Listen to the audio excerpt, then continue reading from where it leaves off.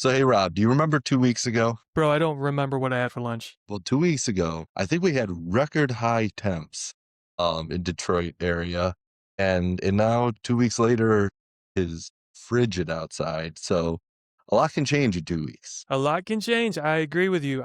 I wore a parka to work today. Yes. But not everything has changed though in 2 weeks because do you remember the Truth Social post that the president had put out 2 weeks ago? I had a ton of conversations about that post. Yes, including right here on this podcast. You hmm and I discussed it, and we said that we'd do a follow up if more information came about. And here we are 2 weeks later, and so let's get into it. Let's get into it. You're talking about the executive order that just came out, aren't you? Yes, yeah, literally, we had other topics that we could have discussed, but executive order drops. That's the timely news.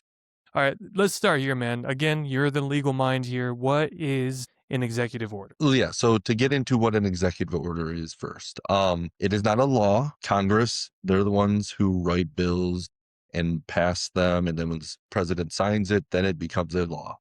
So this is not a bill, this is an executive order. And the reason that we have executive orders is when laws are on the books, the executive branch then has to figure out how they're going to implement those laws. And so originally, executive orders were statements saying their interpretation of the law and how their administration would implement the law that Congress wrote. Over the decades, that concept was stretched to where new policies could kind of be created whole cloth by an administration, but they're confined into the things that the administration is doing because there's not a law behind it necessarily that gives them authority to just dictate things. So it's not the same weight that a law has, but it can influence how the government operates. So we're talking about an executive order here, continuing the conversation about blocking institutional buyers from purchasing homes that should go to people. I believe the quote is something like, humans live in homes, not corporations, something along those lines. Yes, people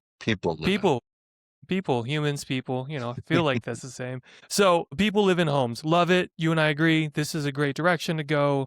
I do like that we are now at the point where an executive order is being given. We still don't have the same things that we talked about the first time we had this conversation, which we thought was the main thing we needed next, which was definitions. Those were not in this executive order. Correct. Yeah, the executive order states that the Secretary of the Treasury will work to develop definitions for institutional investors within 30 days, apparently. And so without that definition in place, we still have the big question mark of, okay, who does this apply to? Who does this policy change actually affect? Yeah, well, and I think some of the same issues still exist. I believe that a lot of people were actually competing with institutional investors back in 2016, 2017. I don't find it being as big of a deal right now. One of the loopholes in the executive order that was just written right in there is that basically if the properties are being built to rent, then those can continue to be built. These institutional investors, the ones that I'm aware of, that's kind of what they morphed into anyway. They just started building these subdivisions, apartment communities, condos, all these things with the purpose of renting them. They haven't really, to my knowledge, been that big of a competitor in the private market, where, grandma wants to downsize, she sells her home. It hasn't really been that big of a problem that somebody then has to compete against one of these institutional investors to purchase that house. Well, it really depends on how you define it, though, because yes, if it's 1,000+ properties that this entity owns, that is what qualifies them as a large institutional investor, then yeah, the number of those entities out there, rather small. If they decide 10 properties is the cutoff, then all of a sudden you would get changes it. into a larger number of potential purchasers who could be impacted by this. Right. And executive order, in our discussion earlier that you and I had privately, you had mentioned that the executive order doesn't stop these institutional investors from purchasing these houses. Explain how it doesn't actually stop them from purchasing the homes that your grandma is selling to downsize. Why isn't this stopping them from buying that house? Well, yeah. So because, as I said, it's an executive order and not a law, there are limits as to what changes they can put in place. They can't all of a sudden restrict the right of some corporate entity to purchase a property.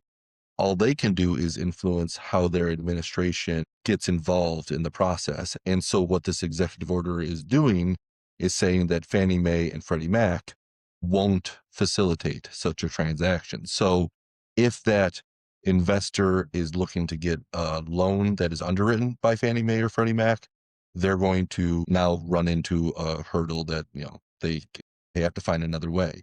But most of these investors are typically using either a private loan or cash of their own.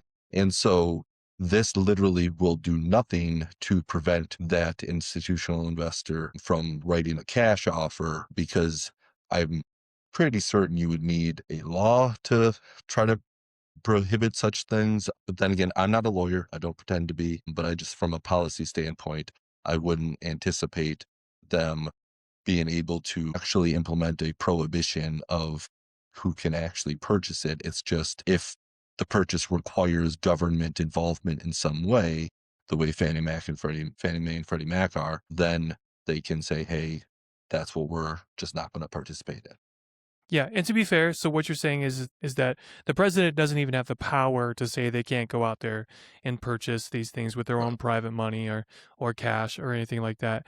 And that's fine because within the rules of what he can do with his executive orders, he's doing what he can to limit these institutional buyers. I like this. So we called it a loophole. It's not really a loophole. It's operating within the confines of what he can actually do with these executive orders. I like this because it starts to give the local municipalities, the zoning boards, and all that exist at these local levels, like, hey, I think we should start having these discussions as well of defining who's allowed to purchase the properties in our area. We've seen it with Airbnbs by limiting the number of Airbnbs that can be purchased in areas. There was a bunch of backlash on that, but it is possible for these local areas to govern themselves and what they want to see happening inside their local community. So, what's your face is saying something? What's going on? Only that I'm not 100% certain, because when it comes to things like the Airbnbs, that was a restriction on use.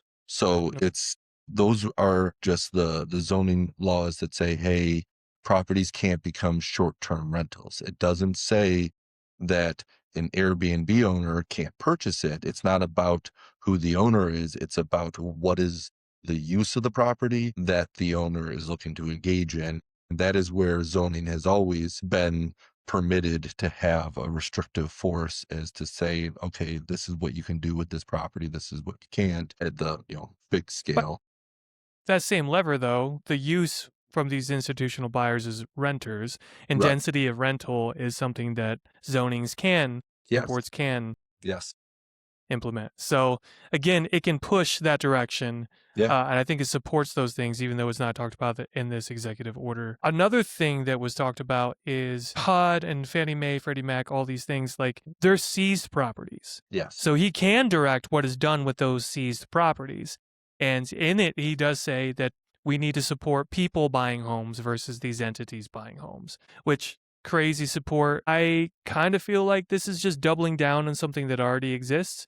Yeah. You've been selling real estate for a while. That whole HUD First Look program, you've worked with clients that have tried to purchase Oh yeah. houses that way. Yeah, back in the early 20s, it was common for a property that, yes, took ownership over and then put on the market. They would have a 2-week period where they would only look at offers from buyers who would sign an affidavit stating that they would be an owner occupant. So that way, then they weren't in competition with those investors looking to scoop it up. And I think that was a fantastic policy in achieving this desired outcome of helping non-owners become owners for the purpose of living in the home. Those are the sorts of policies that absolutely, um, I am 100% supportive of. I think they've worked well in the past. And any government-owned properties that hit the market in the future can take those same policies and ideally, yeah, expand them, extend the period in which it's a first look to owner occupants only. The difference is nowadays there are fewer properties owned by HUD that are hitting the market. Back in the early 2010s, it was a not insignificant number or size. of the market. Yeah, there's not a lot of foreclosures going on out there. There's not a lot of government seized property.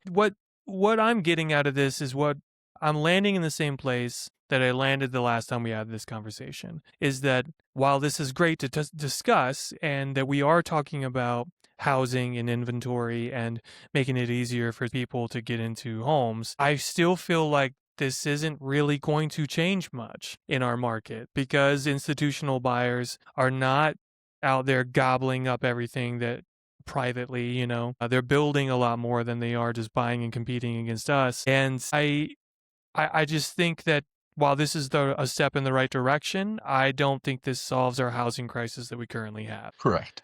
Right. Yeah. It's a baby step in the right direction, not what I think would be necessary to really make a large enough impact that people would feel it. But with any changes, you should evaluate them on their own merits, and this at least has merit behind it of being in the right direction rather than the reverse. And so, in that sense, I applaud it. The baby steps thing is like, we've all heard the story of the kid that's walking on the beach and there's just starfish all over the beach and they're dying because the tide had gone out. And then he's picking one up and he throws it back into the ocean and somebody comes along and goes, "What are you doing? You're never going to do enough to make a difference." And he picks up that starfish, throws it in the ocean, and says, "I made a difference for that one." Yeah. And does another, "I made a difference for that one." So while this is a baby step, Yep. it will make a difference at some point along the way. So we have to applaud that we're going that direction. Oh, for sure. Yeah, and I think that we need to start having a large discussion um, at the federal level about how to fix these things. So again, applauding this executive order. What's our next thing, Jordan? What are we So, waiting for? Are we doing this again in 30 days when the definitions absolutely. come out? Just like, 2 weeks ago, the social media post said that he would be now, I think he oversold it in saying that the details would come out in 2 weeks when he was at Davos. Well, he's at Davos, and yes, more details have come out, but still not the crucial ones. Those are gonna take 30 days and then 60 days as well for another aspect to it. But yeah, so, hey, we now have another date on our calendar, 30 days. We'll sit down and do this again. Well, man, I look forward to it. This has been a fantastic topic of conversation. I've enjoyed it. I feel like this is really impacting our industry.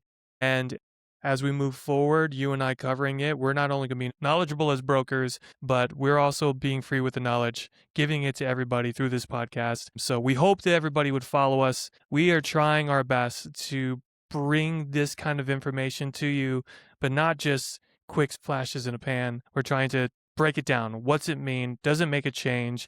And what changes as experts in the industry we think that we should be seeing and directions we should be going. So I hope we're enjoying the content. Jordan, thank you so much, man, for Hey, thanks, jumping Rob, on as here. always. Yeah, Yeah, man. All right. So peace. see ya.